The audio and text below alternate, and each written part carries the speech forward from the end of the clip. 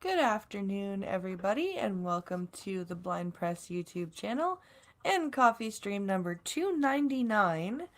And I hope you guys are having a very good Monday morning slash afternoon slash evening, wherever you may happen to be listening. Okay, off you go. Sorry about that. I have an Alex with me because it is Christmas vacation. Um, so I am going to be interrupted, but uh, such as mom life. I'm just in the midst of opening up the news here. I had to go searching for a different link for one of my stories because it wasn't opening for me. So let's see who's here. We've got Maddie, hello. Rolling Bear, hello. Costin, glad to see you. And Blake Hanley, hi. Good to have you all here. It's fine, I have puppy interruptions in my vids and such, says Maddie. Um, yeah, it's... Yes, buddy. What do you mean you need toilet paper? Isn't there toilet paper there? On the counter?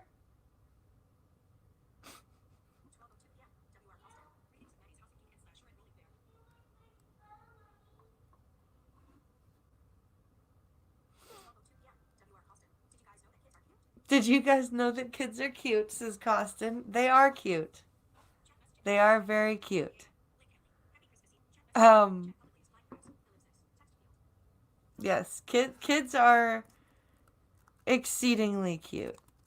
Um, you know, even when they drive you crazy, you can look back on it in a little while later and go, okay, that was amusing.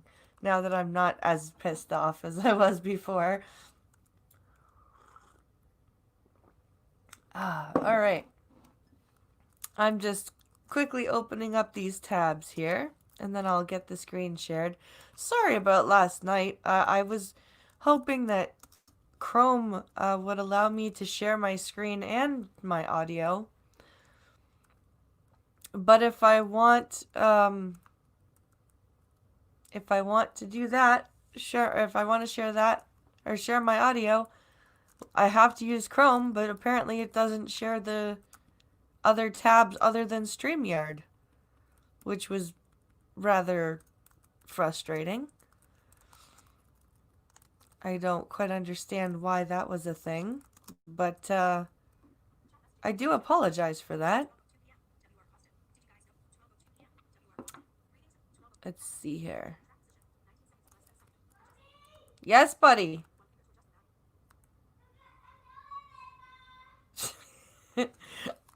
I'm gonna go help Alex very quickly. I will be right back, guys. Just a moment. I do apologize.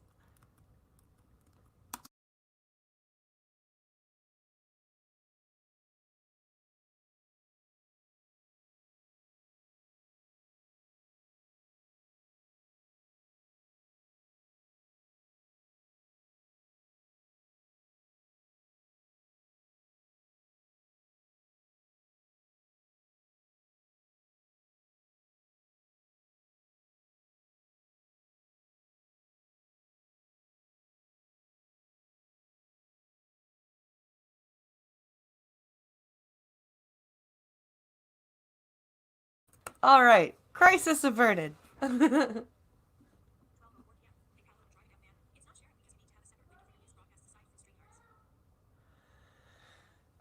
Oh, it's not sharing because you need to have a separate window, not a separate. Okay.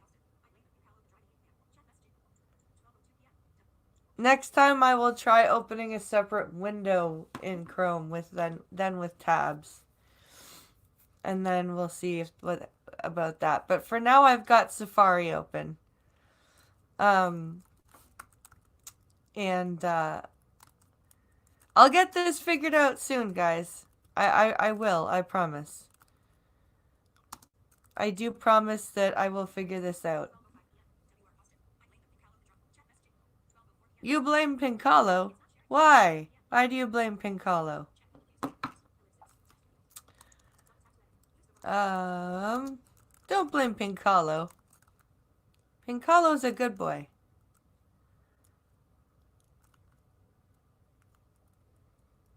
Aw.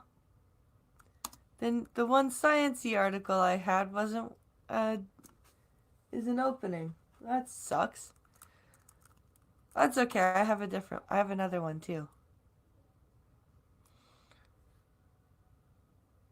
So I'm not sure if I'll be able to do the full 90 minutes just because I do have Alex.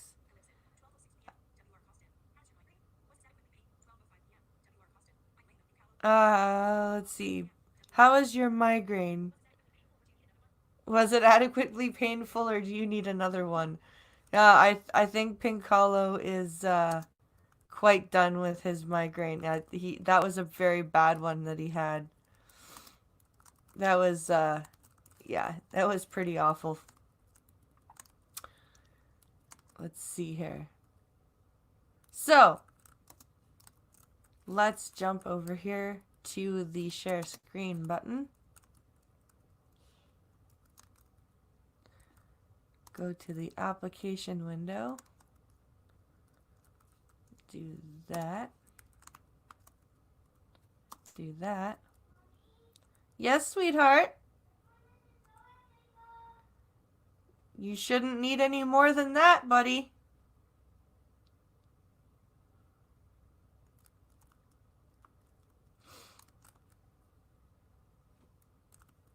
So this is just a quick little Christmassy food prep article. It says, food scientists say, don't wash the turkey. Here's why.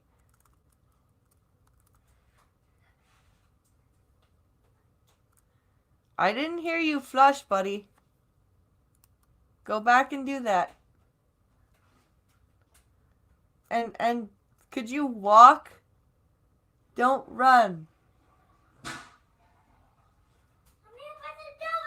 Okay, why are you yelling? I once plugged the toilet when I was a kid, says Costin. Oh, God.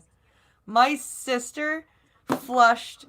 She opened a fresh bar of soap, like one of those big bars of soap, and put it down the toilet and then flushed it. My mom had to take off the toilet to get it out and then put the toilet back on.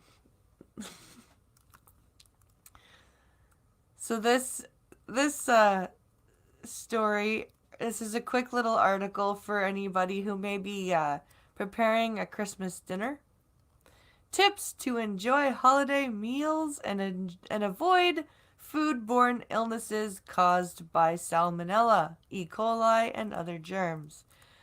Because, that's what you think about when you think of Christmas. So this is a picture captioned, food safety experts say raw turkey shouldn't be rinsed since it can spread harmful bacteria. Interesting. I didn't know that. I've always rinsed my poultry before cooking.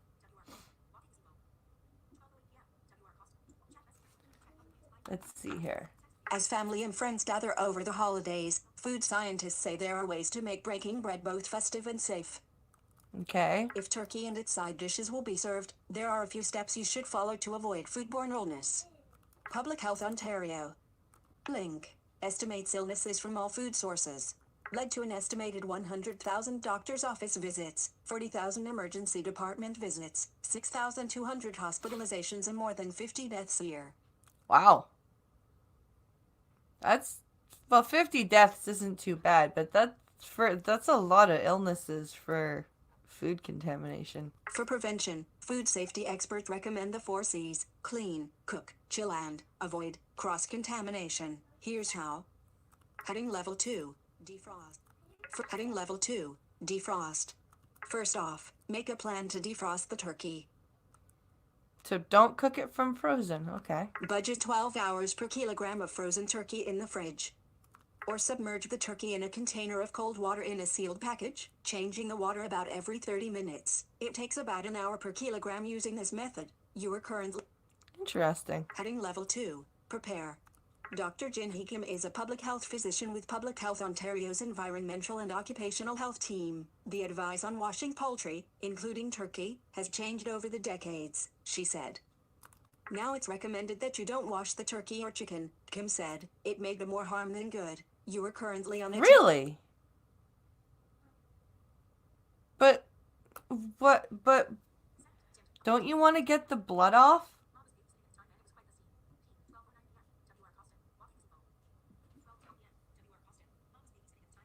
Mom was babysitting at the time and it was quite the scene, says Costin. P.S. I was an only child and I don't like crowds. Ah. I worked in a factory that made dairy products. Cross-contamination was greatly controlled. I don't doubt it. Dairy is one of those things you got to be really careful with. Washing a turkey isn't effective at removing pathogens that cause stomach-turning illnesses, and studies suggest. Link. It is difficult. Link. It is difficult to get rid of germs that can contaminate the sink, hands, utensils, and countertops from raw juices splashing or touching surfaces. But Kim recognizes that the tradition dies hard. My mom, actually, I have to say, still sometimes washes her chicken or turkey. List one item. Link. End of list. So where did the idea of washing the turkey idea originate and why does it persist? Wait, where did the idea of washing the turkey idea come from and why does it persist? How lazy are your editors? That's where, okay, so where did the idea of washing the turkey idea come from? Look, I'm channeling Scribe. Canadian Benjamin Chapman is a professor of food safety at North Carolina State University, where he helped to prepare a video on. Link. Why not to wash poultry, period. Not sure exactly where it started, but it was something that was likely popularized by Julia Child back in the 1960s, and it remains in a lot of cookbooks today, Chapman said in an email. Ah, Julia Child. Hello, Lindsay. Wait. Blood is evil. Of course it is. Hello there, maniac man. Instead of washing poultry after taking the meat out of a wrapper, it can be wiped down with a paper towel or cloth that's disposed of, followed by washing your hands in any towel you might use to dry them. You are currently on in heading level 2, cook. The danger zone for pathogens to multiply lies between. Link. 4cm60c. Period. Marsha Taylor is an epidemiologist with the BC Centre for Disease Control, BCCDC, where she tracks disease rates to try to detect any increases and to investigate outbreaks, including foodborne illnesses. Poultry, such as chicken and turkey, needs to be cooked to 74°C or hotter, the BCCDC said in a recently. Link. Updated advice. 74 Celsius or hotter. I should hope so. On the salmonella. Link. Outbreak investigation. That's being tracked across Canada. The only way to know that you've reached that is to use a meat thermometer, said Taylor. There's no way to visually see that you've cooked your turkey to 74 degrees Celsius. In this August 13th, 1992 photo, chef and author Julia Child holds tomato. So this is Julia Child, a picture of Julia Child, I guess. In this, she warns to avoid cross-contaminating clean surfaces in cooked food with raw foods and juices, particularly by keeping produce and raw proteins separate during preparation. Once raw turkey has touched a cutting board, a dish or utensils, all of those should be washed in hot, soapy water, said Taylor, adding the same goes for your hands. Heading level 2, the veggies. Kim said food safety includes a number of challenges, including more outbreaks over time to add to fresh fruit and vegetables that are eaten without cooking, one of the steps to kill pathogens.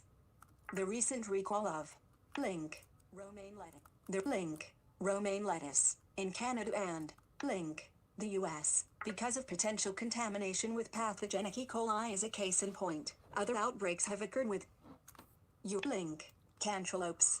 Comma. Link. Peanut. Link. Butter. Link peanut link butter. You can't. Wow. Okay. And link. Spinach. Your current. What can consumers do? Tim Sly, an epidemiologist and professor emeritus at Ryerson University School of Occupational and Public Health, has some suggestions. Your current washing all vegetables thoroughly under cold running water is always a good idea to remove any dirt. Dean Fosdick/associate. Of course. End of wash. It is best not to purchase pre-cut, bagged lettuce or mixed greens for raw salad use, Sly said. E. coli has been found to adhere to the cut surfaces much more successfully than to the intact leaves. Yes, always try and make a fresh salad. This is all. I'm willing to bet that washing your food goes long before Julia Childs. They just didn't do any research before blaming her. Not wrong, Pink Hollow. Or aside from Googling. Yep.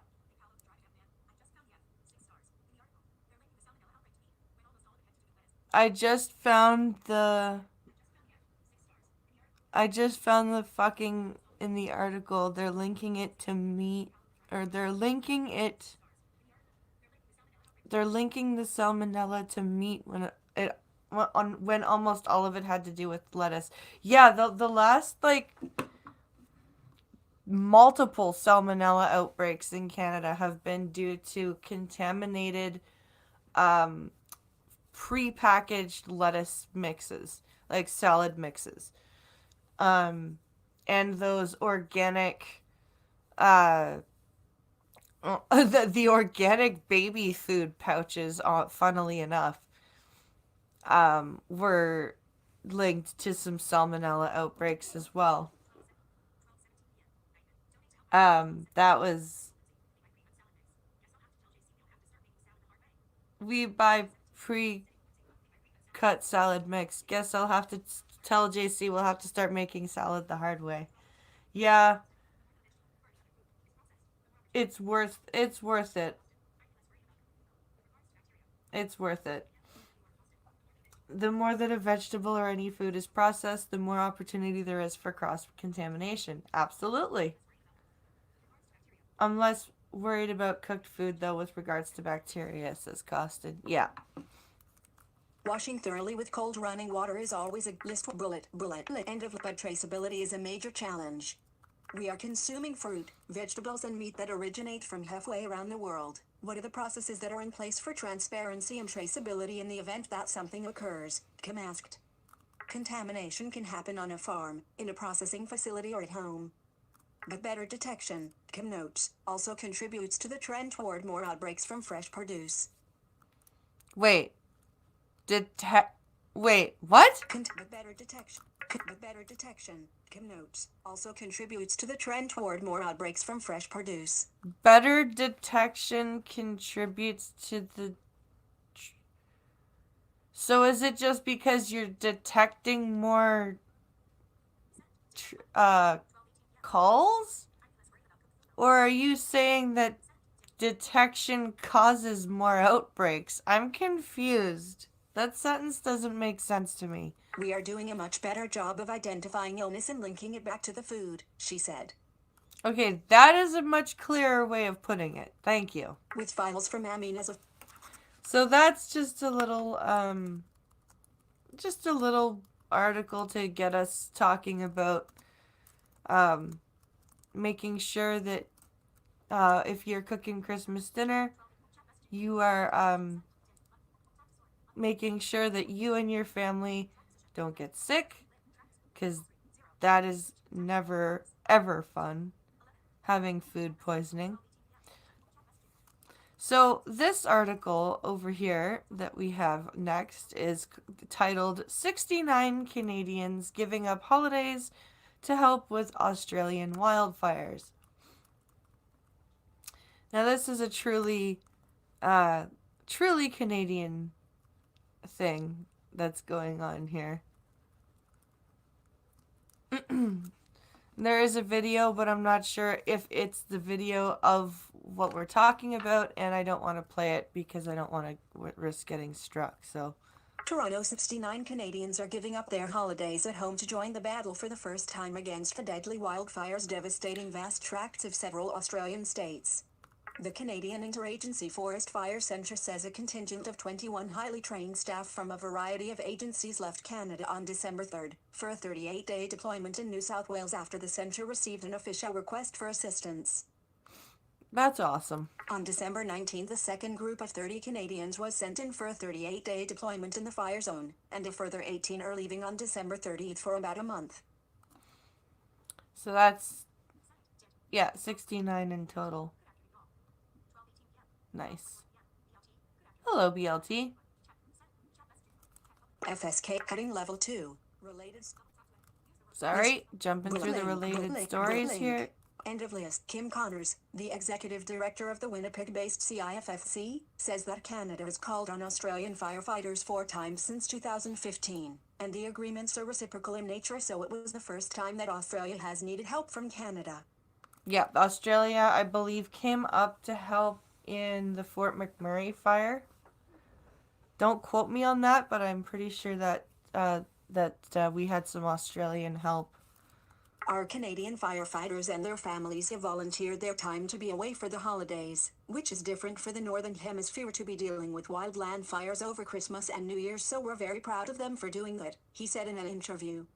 The CIFFC says crews from Newfoundland and Labrador, Quebec, Yukon, Ontario, Manitoba, Saskatchewan, Alberta and BC are assisting with a variety of tasks including roles in command, aviation, planning, logistics and operations.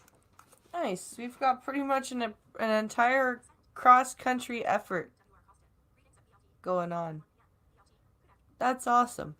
So they're not on the front line, they're in the overall management of the fires, said Connors. Well, at least we've got some highly trained people there helping organize, because those firefighters down there are probably exhausted. So to help organize things and take that stress off of them is probably a big help. They've been in a period of drought for quite a long period, and it's not a very good situation down there, and obviously their summer is just started as our winter starts. Record high temperatures and strong southerly winds are fanning more than 100 fires in New South Wales alone. Yeah, it's terrifying down there.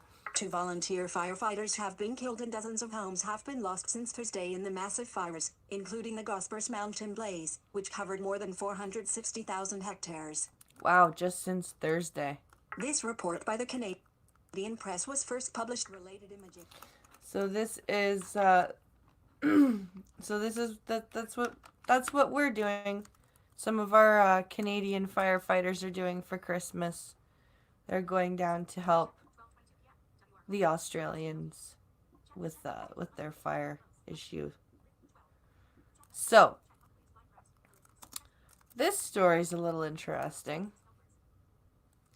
I'm not quite sure I agree with it, but let's see here. Judges and crowns regularly send still innocent people to places like the Toronto South Detention Center.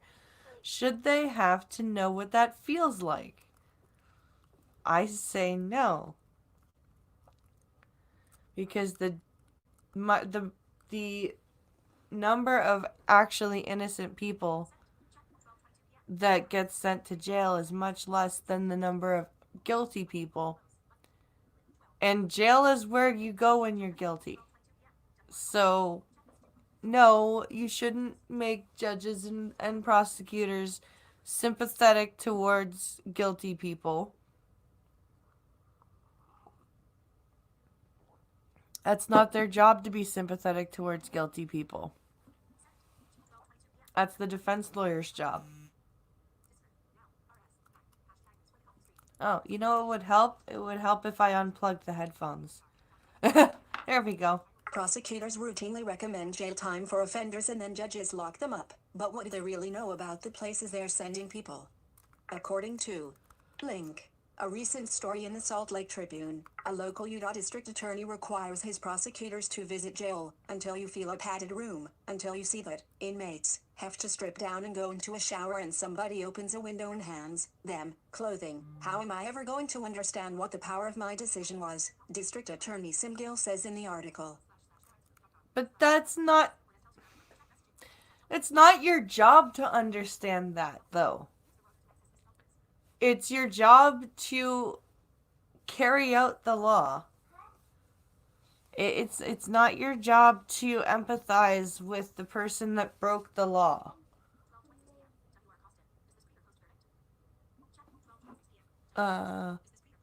Is this pre or post verdict? It so far hasn't specified, Costin. Subscribe now to continue. Oh, basic access frack off. Try us out for only $1 bonus access link. Subscribe already a current subscriber. Paywall. Grrr on paywalls. That is not nice. I was all because I read part of this, and I was all ready to read it. Then I got a frickin' paywall. I hate those things. Sorry about that, guys, but we're gonna get to our titular article here. And unfortunately, this does have a video, but if I play it, I will get a big strike because it's Saturday Night Live and at NBC. So we know what they'll do. Bill Cosby's spokesman slams Eddie Murphy for Saturday Night Live joke. So apparently, Bill Cosby doesn't understand that when you do bad things and you go to jail for them, comedians will make fun of you. That is just what happens.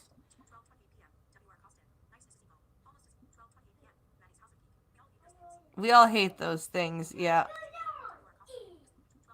Yep. Niceness is evil, almost as evil as paywalls. That's true. At least one person didn't find. Link. Eddie Murphy's triumphant return to Saturday Night Live. Funny.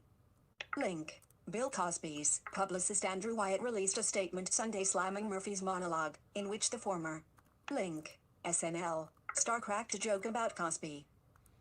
Well, you know what? When you are convicted, when you're a famous person convicted of what you're convicted of,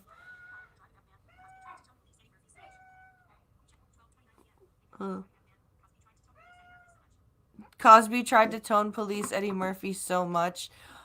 Oh, was that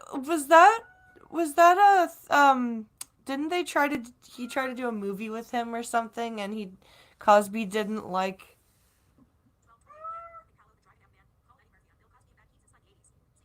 Let's see.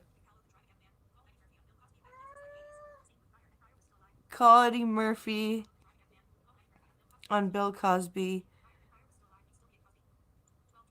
Call Eddie Murphy on Bill Cosby. He's been like that since the 80s. Same with Pryor. If he was still alive, Pryor would be all at Cosby. Hi, Ninja. Yeah, no kidding. Ninja, I fed and watered you. What is your issue? What is your boggle? What is it, sir? Yes, I just asked Ninja what his boggle was. Murphy hosted SNL for the first time in 35 years. In his opening monologue, he talked about how he enjoys staying at home with his 10 children. Read more. Link. My kids are actually pretty much my whole life now, Murphy said. But if you had told me 30 years ago that I would be this boring stay-at-home house dad, and Bill Cosby would be in jail, even I wouldn't have taken that bet. Murphy followed up with Who's America's Dad Now, in a voice imitating the 82-year-old comedian, who is currently serving a 3 to 10-year prison term after a jury Link convicted him last year. of sexually assaulting a Temple University employee in 2004. Okay, that's funny. That is a funny joke. Because it's true. 30 years ago, you never would have thought Eddie Murphy would be like a stay-at-home dad, and Bill Cosby would be in. I've never heard a kitty sound like so much like a whiny kid before. I know. There are some times when Ninja is upstairs and like Pink Hollow and the boys are upstairs, and I'll hear Ninja, and for a second I'll think, "Oh crap, is Logan upset?"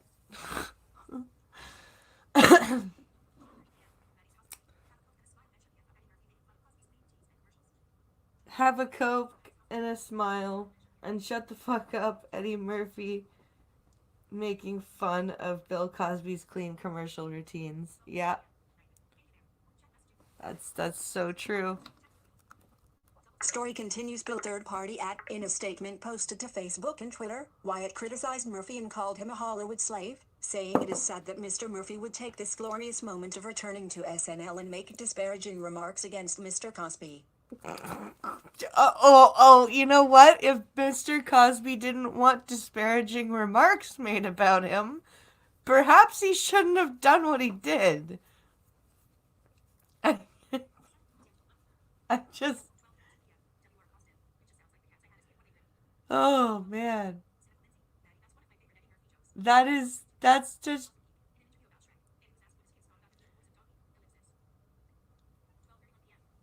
In a interview about Shrek, Eddie talked about what his kids, or about what his kids thought about him being the voice of Donkey. I remember that.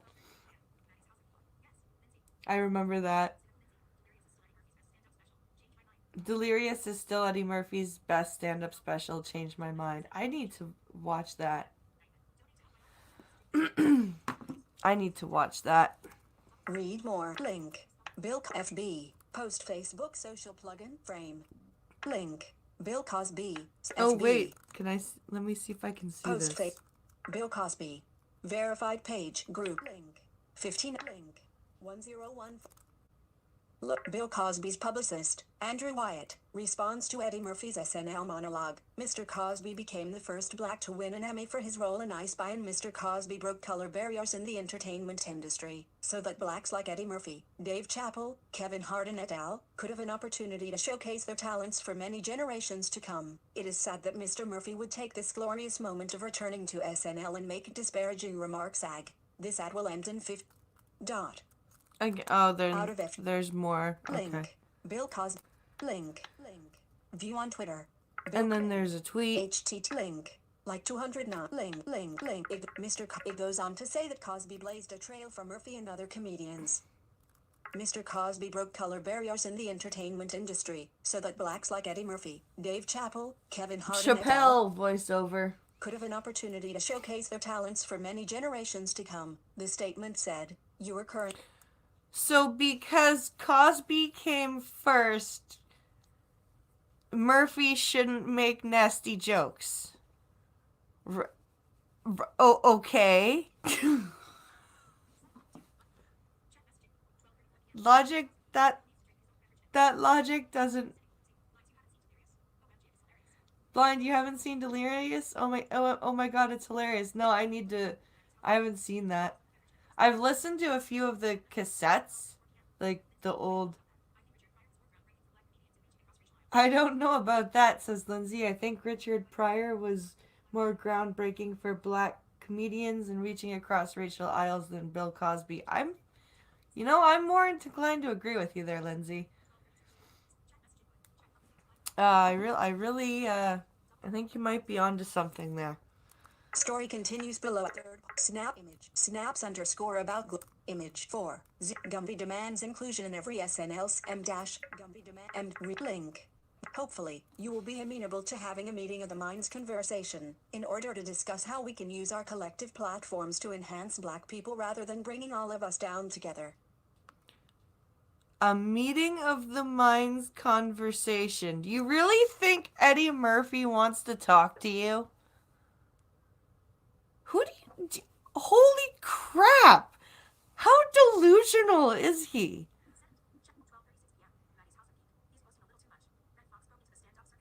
That's that's insane.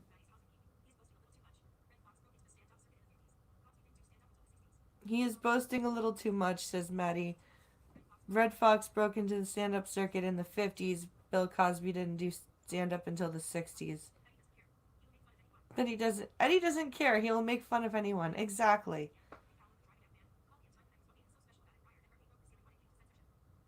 Let's see. Call me at time, and that's what made. Call me at time, and that was what made him so special. Eddie and Pryor broke the ceiling, but Cosby did push the black comedians in the 50s. Besides being in jail, isn't Cosby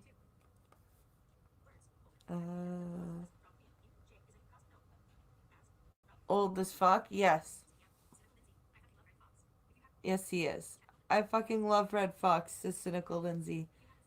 If you haven't seen any of his stand-up specials, you're missing something. Or you must. But luckily you can find his stand-up specials on YouTube. Okay, I'll check them out. I will definitely check them out. CNN. Link. Reported that it has reached out to Murphy's spokespeople but hasn't heard back as of Sunday evening. Of course not. Because Eddie Murphy is too busy sitting at home with his kids laughing at Bill Cosby. Murphy first appeared on SNL as a 19-year-old in Cancel Countdown button. Grrr. Stupid ads. Currently on a Cancel Countdown button. Press play.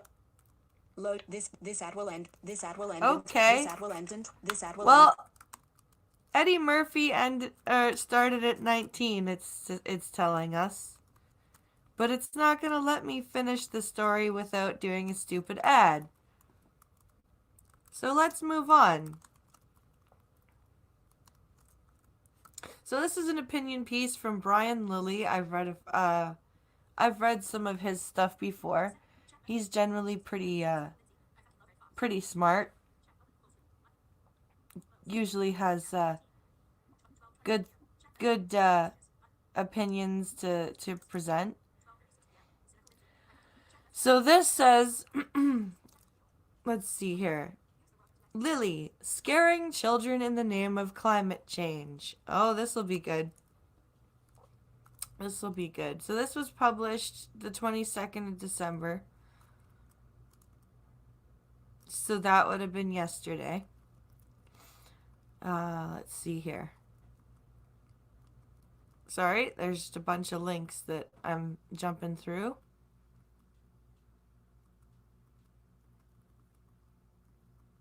Do. Okay, so we've got a picture of Greta at the UN Climate Action Summit.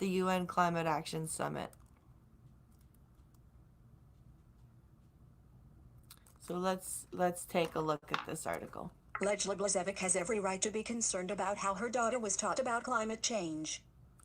If you haven't heard about her story, Blazevic is the Toronto mother who raised the alarm after her 8-year-old daughter, Joylia, came home in October saying, "Mommy, they said that we're going to die in 8 years. You are currently..." Okay, I didn't see that article, but if I was a mom, if Alex comes home and says stuff like that, I'm gonna be livid. That was the reaction of a young child to being shown a video of climate activist Greta Thunberg's "How Dare You" speech and being shown a countdown clock.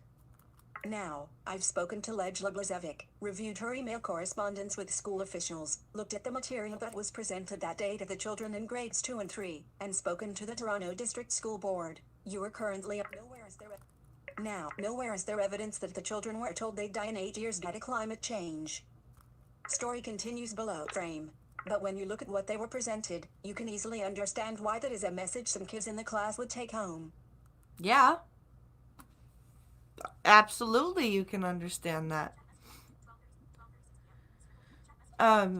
because it's all doom and gloom and it's scare tactics and it's misinformation, and it's all very very scary stuff if you don't understand the fact that climate is a cycle, the fact that the earth has heated up before and cooled down before, and it will do so again. um YouTube video player with the image of a countdown clock showing that YouTube with the image of a countdown clock showing that there's just 8 years left before too much CO2 is emitted and the world falls into catastrophic and irreversible climate change. Thunberg's apocalyptic speech was shown. People are suffering. People are dying. Entire ecosystems are collapsing. We are in the beginning of a mass extinction and all you can talk about is money and fairy tales of eternal economic growth. How dare you, Thunberg says in her speech. You are current. yeah, if you show that to children that are 7 and 8 with a countdown clock, what else are they supposed to think? What message would you take away from that if you were 7 or 8 years old? You're told straight up that people are dying, that ecosystems are collapsing, and that there's mass extinction, while at the same time being shown a countdown clock depicting that just 8 years are left. That could scare adults, never mind children without the fully developed mental capacity to take in and process the information. Exactly. And that's highly irresponsible of teachers to present that to such young children. Bozevic has been corresponding with school officials over this for months and only recently went to the media to raise her concerns, she says, and the evidence appears to back her up, that the school has changed its story several times. The school and the board are obviously covering their butts on this and being defensive. Let's be honest here, the children weren't told they were all going to die in 8 years, but they were presented material that was too advanced for them. You are current. Yes. Blazevic told Post Media Network she has no issue with her daughter being taught about climate change, only how it was taught. Yes. They're like the, and this is what I keep saying. I am not sitting here saying that there isn't climate change, right? What I'm saying is that it is not the hellfire and brimstone that we are being told it is, and it is cyclical. The earth has heated up drastically before and cooled drastically before, and it will do so again and again and again until the sun dies. That's just how that's going to be.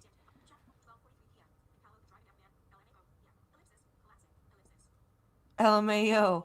Yeah, collapsing. Hello, Six. This is why I staunchly support homeschooling, says Lindsay. Fuck public schools. Yeah, I can see why you would feel that way. Wait, it was 12 years 8 months ago, says Pinkolo. Now 8 years? Yeah, apparently. Apparently. 8 years? Well, we're living in 2019. She's living in 2023. Apparently.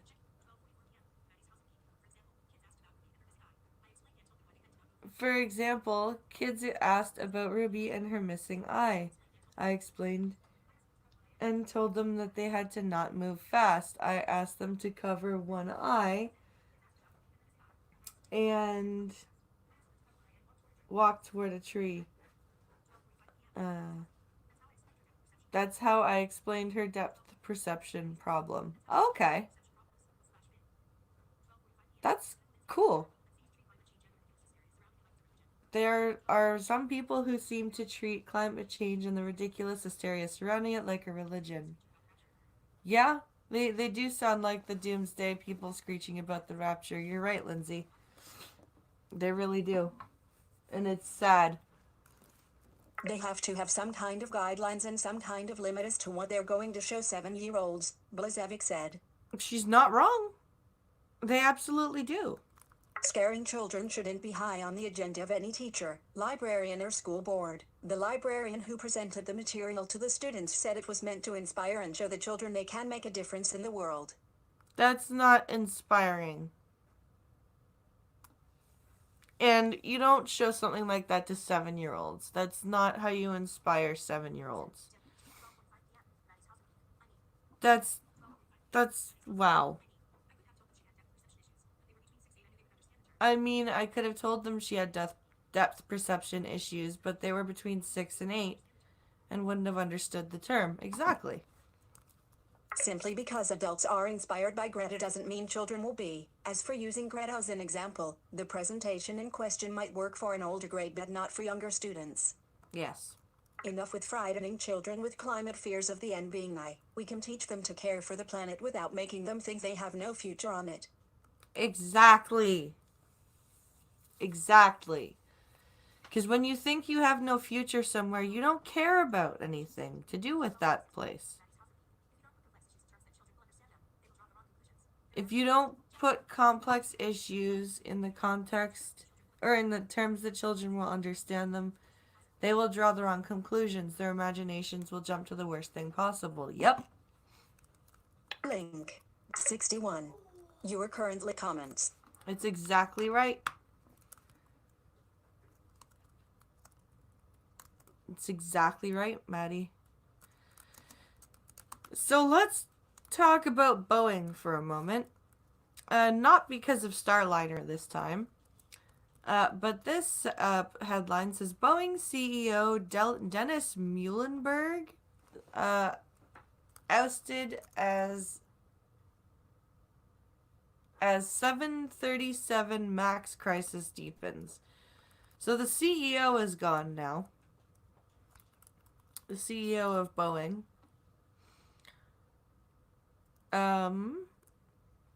So Chairman David Calhoun. Chairman David Calhoun to take over or to become chief executive starting January 13th. So the chairman has taken over for Boeing. Boeing's chief executive officer has been forced out by the board of directors amid ongoing problems with the company's troubled MAX 737 aircraft. The Chicago-based manufacturer said Monday that Dennis Muhlenberg is stepping down immediately. Board chair David Calhoun will take over as CEO on January 13th. I wonder why the CEO is stepping down because of the air the airplane issues. The MAX was grounded worldwide after two crashes, in October 2018 off the coast of Indonesia, and in March 2019 in Ethiopia, that left a total of 346 people dead. The company's board said a change in leadership is needed to restore confidence in the company as it works to repair relationships with regulators and stakeholders. Oh, okay. The crashes and the decisions that were made leading up to those tragedies have shaken Boeing. Cutting level 2, lacking innovation. The company appears to have known about safety issues for quite some time. This indicates that there might be more fundamental cultural issues at the company, said Tim Hubbard, assistant professor of management at the University of Notre Dame's Mendoza College of Business. Okay, so if they knew about the safety issues and they did nothing, that's on the CEO for sure as the chief executive. Furthermore, the recent failure of a rocket test launch indicates that the company might not be as innovative as they once were. Increasing innovativeness and changing the culture of a company the size of Boeing is challenging. One way to jumpstart changes at Boeing could be new leadership.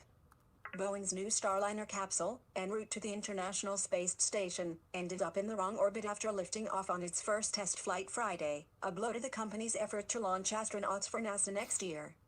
Yeah, that I think if I were NASA, I would go with SpaceX. Despite the fact that Elon Musk smoked a joint with Joe Rogan, I think they need to deal with that. I'm willing to bet that the old EO wrote off any of the problems and said we have a deadline. Yeah, yeah. Pink Hollow, you're probably right. Costin says, when I was a kid, teachers took us out into the community and taught us and got us to pick up trash one day in the spring. That taught us that taught us or that was an effective lesson of responsibility for the environment. Yeah. Yeah, we had something similar. Trades of Boeing shares were halted before the announcement, but the stock jumped 3% after the opening bell. List 1 item.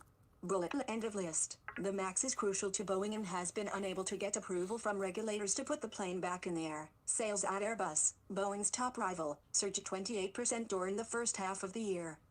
Ouch. Investigators say that in both crashes, a faulty sensor caused the plane's MCAS system to push the nose of the plane down and pilots were unable to regain control. Okay then. That is not good. Like that is completely the opposite of good. Earlier this month, the head of the Federal Aviation Administration expressed concern that Boeing was pushing for an unrealistically quick return of the grounded 737 MAX. It seems like Boeing is rushing a lot of its projects. Calhoun said he strongly believes in the future of Boeing and the 737 MAX. Well, maybe you should believe more in taking your time with things. Boeing said last week that production of the MAX would be wound down in January. The shutdown will likely ripple through its vast network of 900 companies that make engines, bodies and other parts for the 737. Then United Airlines said it would pull the Boeing 737 MAX from its flight schedule until June. The same day, Spirit AeroSystems, which makes fuselages, said it would end deliveries intended for the MAX in January, and Boeing's new Starliner capsule went off course on its trip to the ISS. Oh. Oh, Boeing is just getting hammered. Heading Level 2, emphasis on engineering. Speculation that Muhlenberg would be fired had been circulating in the industry for months, intensifying in October when the board stripped him of his chairman title. Aerospace analyst Richard Abulafi said the appointment of Calhoun, who previously served as head of Blackstone Group's private equity portfolio operation, will provide needed short-term stability but not the long-term emphasis on engineering the company needs. Calhoun is respected in the industry, Abulafi said on Monday, but long-term, does he bring the right toolkit? Private equity leans companies out. That's not Boeing's problem right now. No, it's not. Board member Lawrence Kellner will become non-executive chairman of the board. List 1 item. So Boeing's in trouble right now. They seem to be in an upheaval. Whether it be excuse me, whether it be a personnel upheaval or a perhaps or the fact that they are just having a big issue with all of their projects. That's just they are not doing very well right now. So this story, let's see. Where's the headline here? Okay, Saudi court sentences 5 to death in killing of Jamal Khashoggi. And here we have the subheading. 3 others sentenced to prison for their role, but Saudi Consul General in Turkey is found not guilty.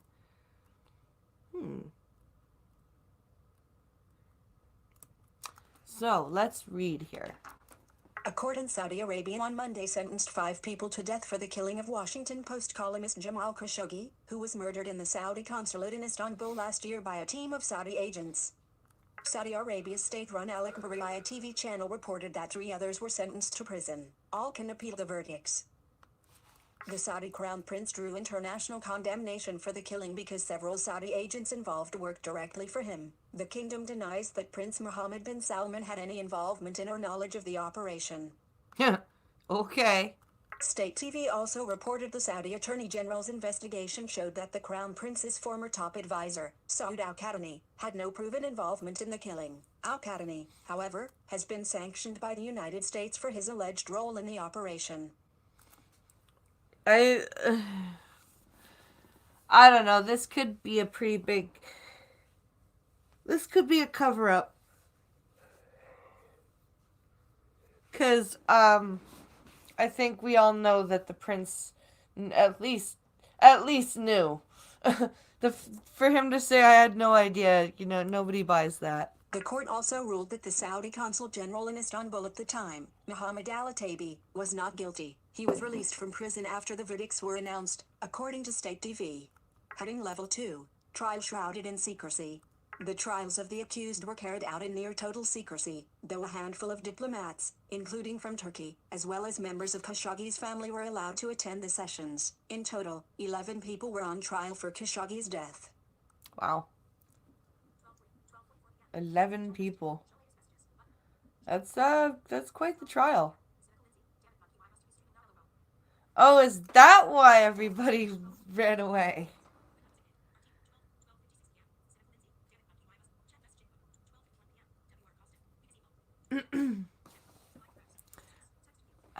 When I'm done here, I shall go yell at him. Is he doing a game stream or is he doing another monkey in the morning?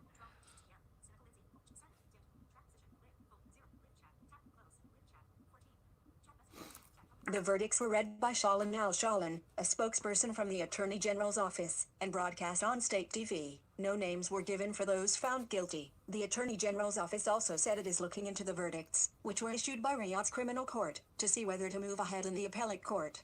They are guilty and nameless.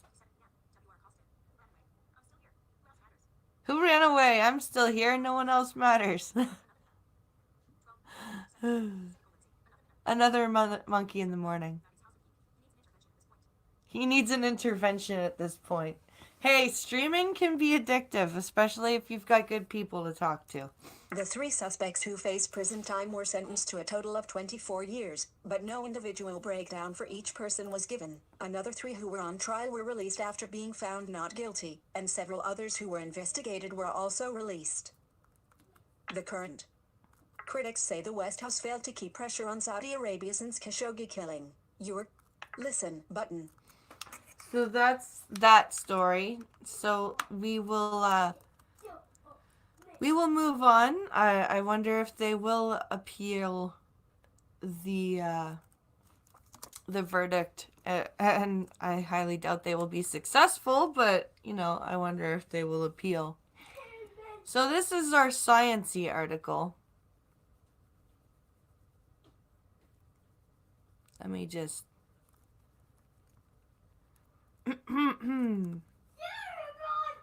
Not so loud, buddy.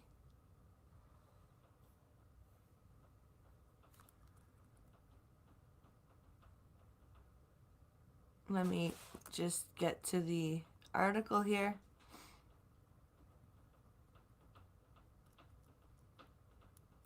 So, the coolest Lego in the universe. The toy's special properties mean it could be useful in the development of quantum computing. Huh.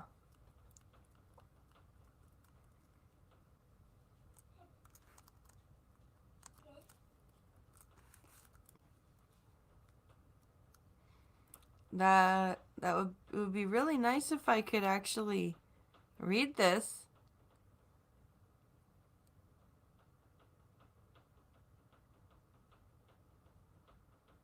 Sorry, guys.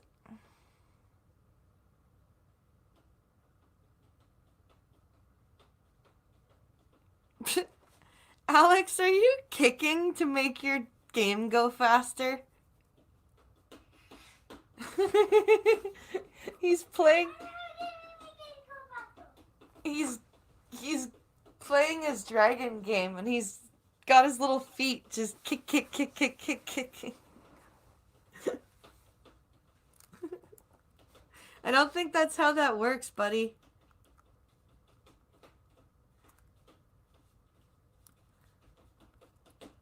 I really don't think that's how that works.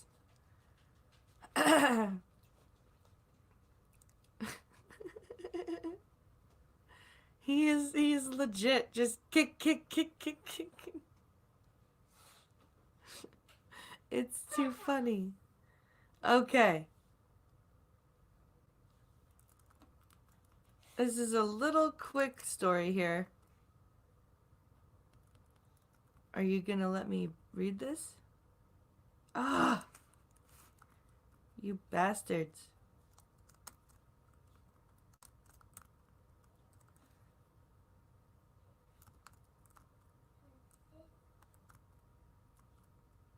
Alright, here we go. For the first time, LEGO registered sign has been cooled to the lowest temperature possible in an experiment, which reveals a new use for the popular toy. Okay. Its special properties mean it could be useful in the development of quantum computing. A world-leading team of ultra-low temperature physicists at Lancaster University decided to place a LEGO registered sign figure and 4 LEGO registered sign blocks inside their record-breaking dilution refrigerator. I love how voiceover always says Lego registered sign because of the trademark thing. This machine, specially made at the university, is the most effective refrigerator in the world, capable of reaching 1.6 milledegrees above absolute zero, minus 273.15 centigrade, which is about 200,000 times colder than room temperature and 2,000 times colder than deep space. The results, published in the prestigious journal Link Scientific Reports, were surprising. Dr. Dmitry Zmeev, who led the research team, said, "Our results are significant because we found that the clamping arrangement between the LEGO registered sign blocks causes the LEGO registered sign structures to behave as an extremely good thermal insulator at cryogenic temperatures." Really? This is very desirable for construction materials used for the design of future scientific equipment like dilution refrigerators. Huh. That's kind of cool. Invented 50 years ago, the dilution refrigerator is at the center of a global multi-billion-dollar industry and is crucial to the work of modern experimental physics and engineering, including the development of quantum computers. The use of ABS plastic structures, such as LEGO registered sign, instead of the solid materials currently in use, means that any future thermal insulator could be produced at a significantly reduced cost. Your current No kidding. But that's really cool that Lego kind of behaves that way at such cold temperatures. Researchers say the next step is to design and 3D print a new thermal insulator for the next generation of dilution refrigerators. Like this article. That's kind of cool. That's an interesting use for Lego. I like that. That's interesting. Trademarks are evil, says Costin.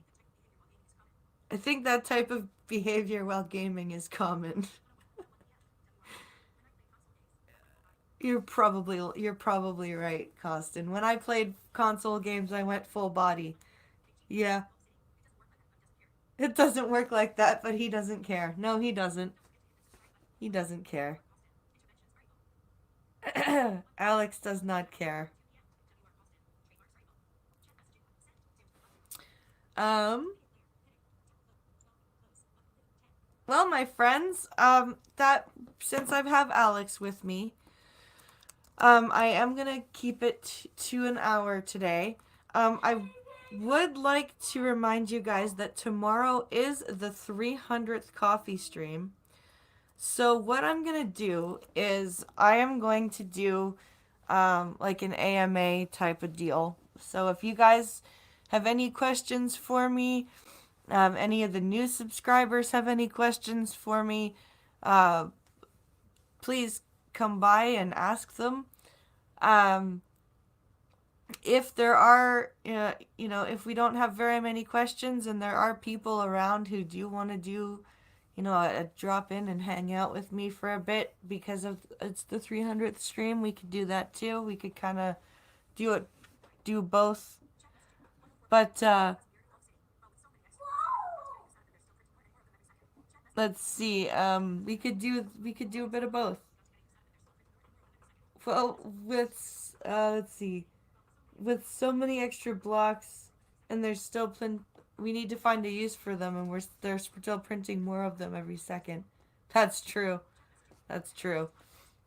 So, and there will not be an episode of the coffee stream on Wednesday because it's Christmas. But Skep and I will be back on Thursday. So, join us then. But of course, tomorrow is the 300th stream, so join me for that, and we will have lots of fun tomorrow. So thank you all for watching today. Have a good rest of your Monday, and we will talk to you later. Thanks for watching, everybody.